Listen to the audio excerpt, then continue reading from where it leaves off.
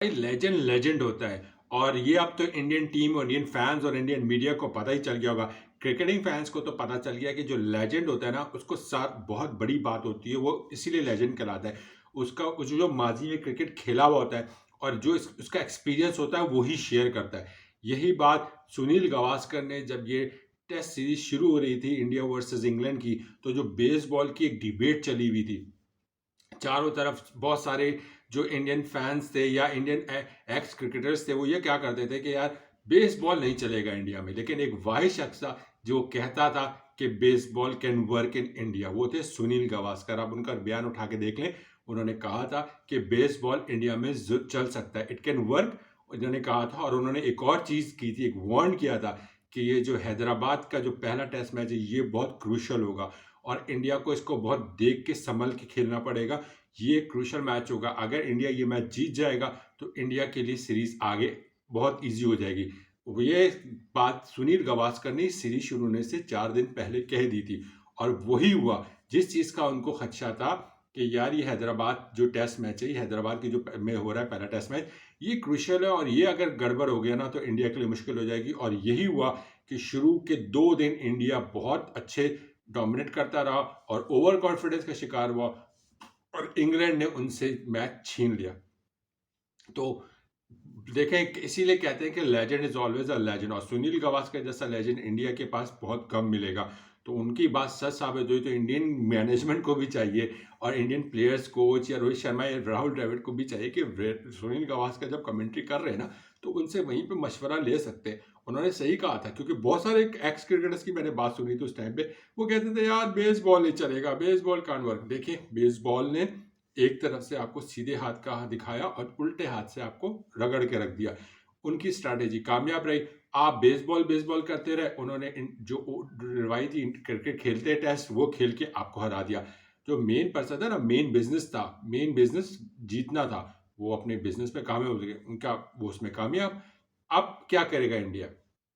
अगर सुनील गावस्कर की बात मान ली होती तो आज ये दिन देखने को नहीं मिलते। क्रूशल टेस्ट मैच का शुरू दिन से वो कह रहे थे और अब इंडिया फंस गया। अब जो दूसरा टेस्ट मैच शुरू होने वाला है, अब इसमें खबरें ये हैं कि 2 खिलाड़ी अनफिट हो गए हैं। जो जो जिनको बाहर करना था वो टीम से बाहर नहीं हुए हैं, और जिनको बाहर नहीं करना था, जो दोनों परफॉर्मर थे फर्स्ट टेस्ट के लिए, वो दोनों इंजर्ड हो गए। यानी कि केएल राहुल और जडेजा, जिन्होंने पहली इनिंग में स्कोर किया था और पहली इनिंग में इंडिया की इज्जत बचाई थी पहले दिन तक, दूसरे दिन तक, वही खिलाड़ी दोनों इंजर्ड हो गए।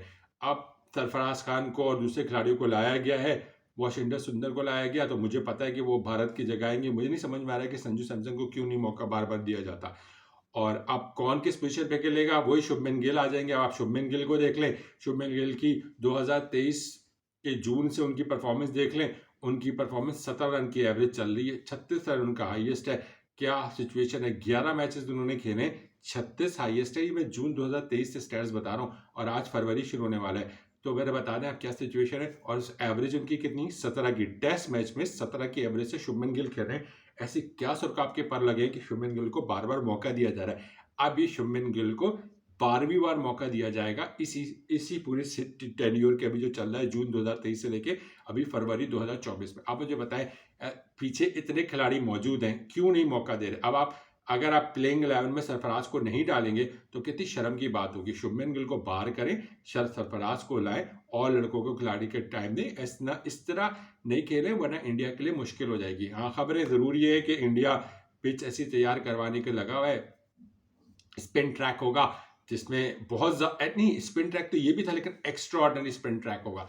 अब ये ना हो क्योंकि ये स्पिन ट्रैक इंडिया के अपने गले पड़ जाए, लेकिन India extra ordinary spin track बनाएगा अपने फायदे के लिए, क्योंकि अब इंडिया अफोर्ड नहीं कर सकता कोई भी टेस्ट मैच हारना, वरना इंग्लैंड ने तो उनको छोड़ना नहीं है। तो यहाँ इशू ये आया कि ना विराट कोहली की जो कमी महसूस तो हो रही है, विराट कोहली है नहीं। अब विराट कोहली तीसरे टेस्ट मैच से आप ज्वाइनिंग करेंगे। केएल राहुल की खबरें ये है कि इंजरी हुई है, तो ये नहीं है कि उनकी इतनी नौयत की इंजरी कि वो बकिया 4 टेस्ट मैच से बाहर हो गए, वो अभी इस टेस्ट मैच से जरूर बाहर हुए। हो सकता है वो तीसरे टेस्ट मैच के लिए अवेलेबल हो जाए, और इंडिया की उनकी ज़रूरत भी है क्योंकि वो परफॉर्मेंस भी दे रहे हैं और फॉर्म में भी नज़र आ रहे हैं। तो और जडेजा की भी ज़रूरत पड़ेगी। लेकिन अभी ये है कि उधर बशीर साहब आ गए हैं, जो इनको वीज़ा का इशू था, और अब वो देखते हैं वो क्या किरदार अदा करते हैं। जो नए डेब्यूटेंट थे उन्होंने तो अपना किरदार अदा कर दिया, 7 विकेट उन्होंने हासिल की, इंडिया को जबरदस्त करके रख दिया।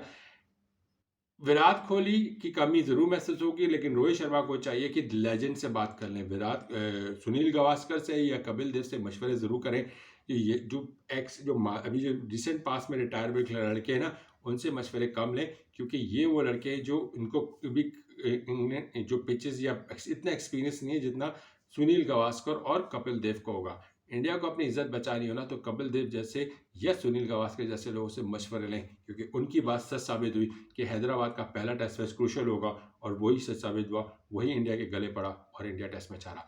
आप अपनी राय का इज़हार कीजिएगा, आपको क्या लगता है कि सुनील गावस्कर से मशवरा लेना चाहिए नहीं चाहिए, क्योंकि उनकी पहला टेस्ट मैच के बारे में जो बात थी वो सच साबित हुई, वो प्रूफ हुई कि क्रूशियल टेस्ट मैच था, इंडिया को देख के खेलना पड़ेगा, क्योंकि इंडिया इंडिया ये पहला टेस्ट मैच हार सकता है, उन्होंने कहा था।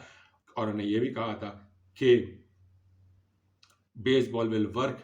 ये वो वाहिद बंदे थे जिसने नहीं कहा था कि बेसबॉल नहीं चलेगा। बाकी सब कह रहे थे कि बेसबॉल इंडिया में फेल है, नहीं चलेगा, लेकिन बेसबॉल चला। देखिए, उनको उनका बिजनेस है, उनका मीन है कि उनको उनका टारगेट है जीतना। वो चाहे बेसबॉल स्ट्रेटेजी बना के जीते या रवायती क्रिकेट खेल के जीते, जीतना उनका मकसद था, वो जीत गया पहला टेस्ट मैच। अब इंडिया के लिए मुश्किल है ज़रूर है, लेकिन इंडिया कमबैक ज़रूर कर सकता है। आप अपनी राय के साथ कीजिएगा, अपना ख्याल रखिएगा। अल्लाह हाफ़िज़।